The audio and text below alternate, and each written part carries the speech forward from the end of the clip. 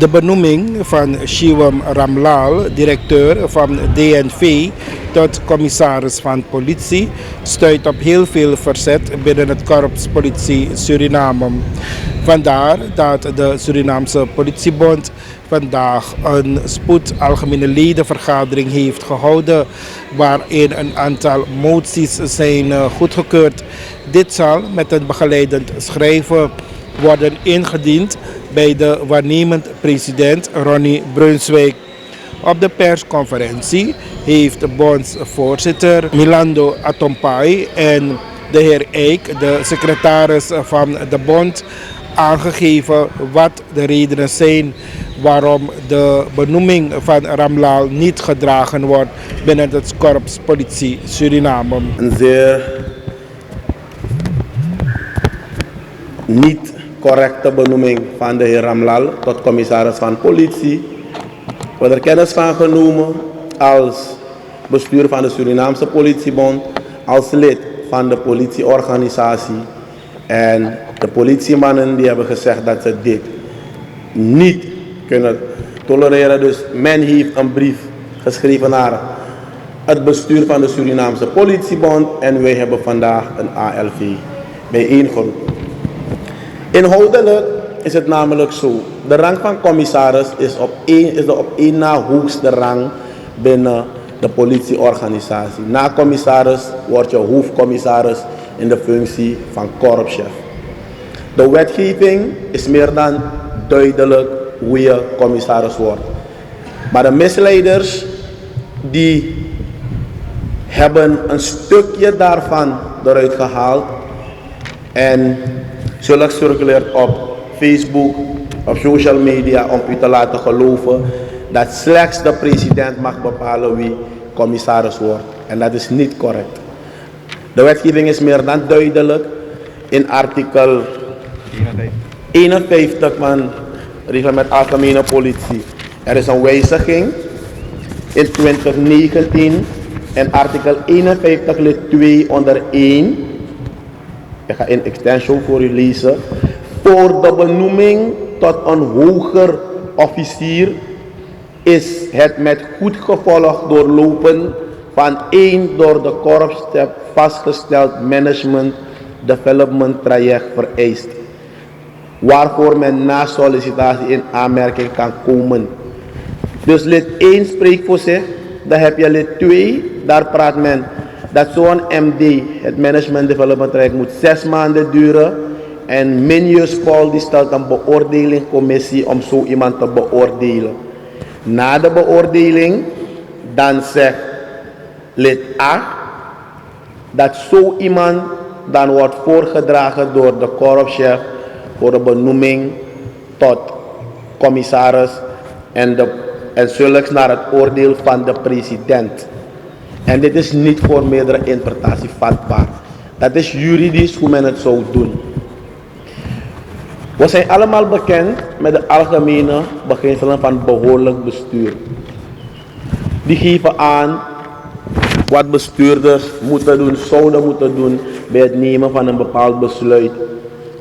Bijvoorbeeld dat men de korpschef moest kennen, de politiebond moest kennen, maar dat is niet gebeurd. Als vakbond hebben we ook een eigen onderzoek gedaan. En wat blijkt, luistert u goed, men is voor 30 augustus met dit voorstel om Ramlal tot commissaris te benoemen naar RVM gegaan. En het is daar afgekeurd. En men is op 30 augustus met zo'n voorstel weer gegaan in een regeringsraadsvergadering. En delen van de coalitie hebben gevraagd om het aan te houden. Het is toen aangehouden, er is geen besluit hierover genomen. Er was gisteren verbazing. En dan misschien moet u ook delen van de coalitie vragen. Er is nooit een besluit gekomen. Er is nooit een goedkeuring gekomen tijdens de regering om de heer Ramlal te benoemen tot commissaris. Alhoewel dat ook geen soelaas zou bieden. Maar desondanks werd de heer Ramlal benoemd tot commissaris. Als vakorganisatie vragen wij ons af waarom de regering zo'n besluit neemt en de vakorganisatie dwingt om energie in zoiets te stoppen, Terwijl er super belangrijkere dingen zijn waarover waar wij als vakorganisatie zouden moeten praten met de regering. Ten meer nog, wij hebben aangegeven dat we bereid zijn samen te werken met de regering. Samen te zoeken naar oplossingen voor vraagstukken. Kies men ervoor om zaken alleen te doen en overnight te doen en te beslissen voor de politieorganisatie? Waarom? Moet u aan de regering vragen. De ALV heeft zich natuurlijk hierover uitgesproken en de secretaris gaat dan het besluit van de ALV met u delen. U moet weten, voor ambtenaren geldt de personeelswet. Ja, dat is voor de ambtenaren. Vanwege het speciaal beroep dat wij als politie hebben, hebben wij een aparte regeling en dat is het politiehandvest. Dat is een wet, een formele wet. Uit het politiehandvest zijn er verschillende regelingen uit voortgevloeid. Dus regelingen die vanuit het politiehandvest bij staatsbesluit moesten worden geregeld. En een van die regelingen is het reglement Algemene Politie, de instructie korpschef en de instructie ambtenaren van politie.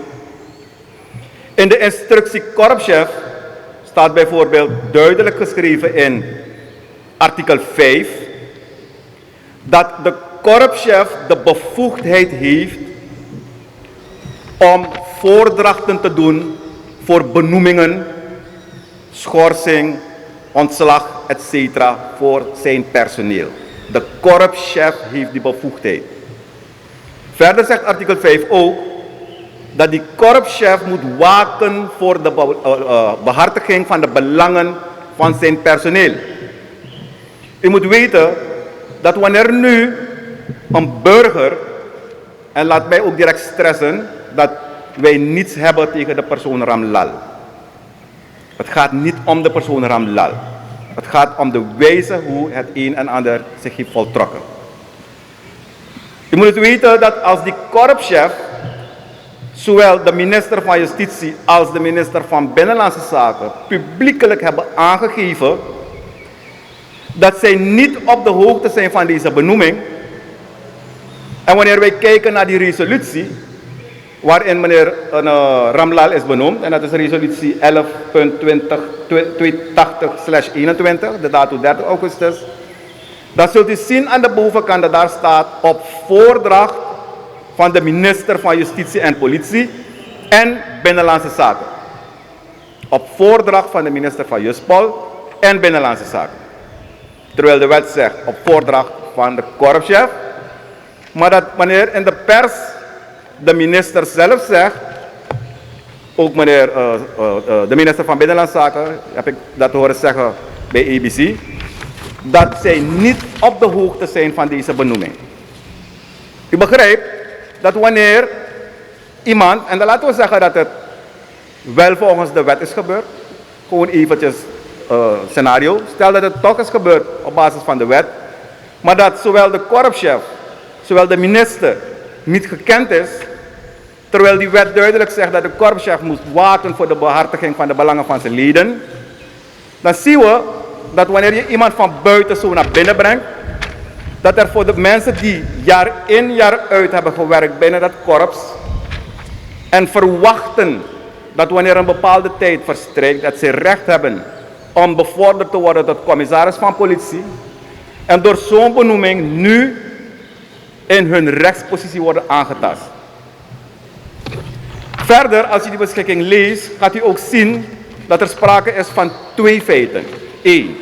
De heraanstelling van meneer Ramlal tot ambtenaar van politie en de benoeming tot commissaris van politie. Het zijn twee feiten.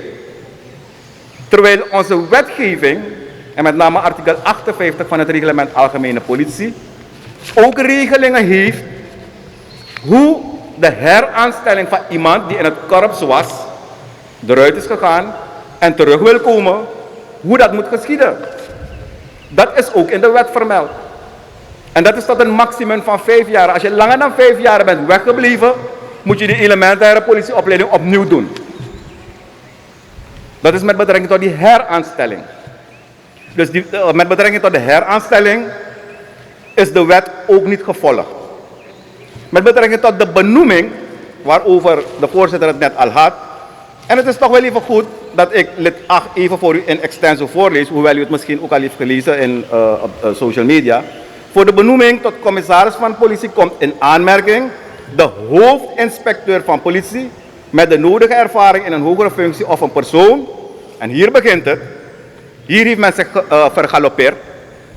Omdat hier staat of een persoon die over leidinggevende eigenschappen en organisatievermogen beschikt, welke hem naar het oordeel van de president van de Republiek Suriname voor het bekleden van deze rang geschikt maken. En binnen wetgeving heb je verschillende vormen van interpretatie, hoe je iets moet interpreteren. Als het een niet lukt, het ander, en als het ander ook niet lukt, dan ga je naar die grammaticale interpretatie. Wat betekent nou het oordeel? Naar het oordeel. Dat wil zeggen, na toestemming. Hij moet er of ermee eens zijn of niet mee eens zijn. Dat betekent het oordeel van die president. Niet die president mag die voordracht doen. Dat is een bevoegdheid van die korpschef op basis van artikel 5 van de instructie korpschef. Dus die president heeft niet die bevoegdheid om zelf die benoeming te doen. Het moet zijn op voordracht. Binnen ons politiehandvest is ons bevoegd gezag geregeld en dat bestaat uit 4 autoriteiten. De minister van Juspol, die is belast met de algemene leiding. Dan heb je de PG, die is belast bij de justitiële politiezorg. Dan heb je de DC's, die belast is met de ordehandhaving in zijn district. En dan heb je de korpschef, die belast is met organisatie en beheer. Organisatie en beheer van het korps. En daarmee wordt ook bedoeld, en dat staat ook in de instructie korpschef, het vaststellen van de sterkte van het korps.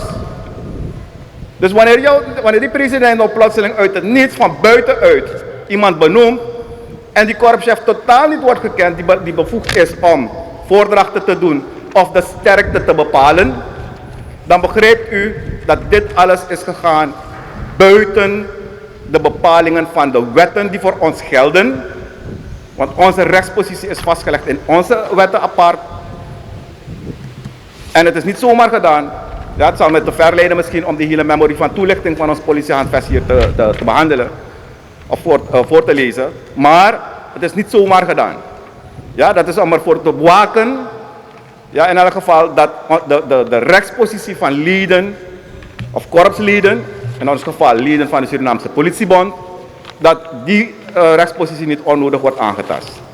Dus dat is in grote lijnen de regelgeving wanneer het gaat om de benoembaarheidsvereisten voor politiepersoneel.